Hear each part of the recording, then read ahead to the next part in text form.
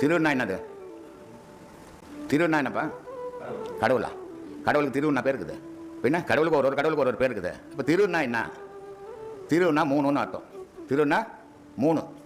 அப்போது இந்த முப்பொருள் சேர்ந்தால் தான் கடவுள். முப்பொருள் பிரிஞ்சு இருக்கிற வரைக்கும் மனுஷன். இந்த முப்பொருள் சேர்க்கணும்னா குரு தேவை. அதனால் குரு அருள் இருந்தால் தான் திருவருள் கிடைக்கும்.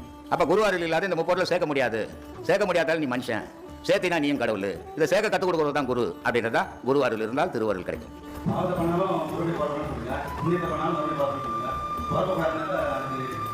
சமமாகணும் இல்லை?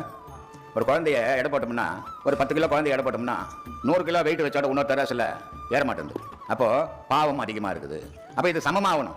சமமாகணும் என்ன பண்ணணும்? இந்த தராசிலையும் அதிகமாக வைக்கணும். அப்போ தான் சமமாகும். இந்த தராசில் என்ன வைக்கணும்? தர்மத்தை வைக்கணும். அந்த தராசில் பாவம் இருக்குது, இந்த தராசில் தர்மத்தை வைக்கும்போது சமமாகும். அப்போ உன் பிறப்பு தடுக்கப்படும். நிம்மதியான வாழ்க்கை கிடைக்கும். முதல்ல நீ பிறக்கிறதா அப்புறம் முதல்ல வாழறது நிம்மதியாக வாழுங்க. பிறக்காதருக்கு பிறந்தாய்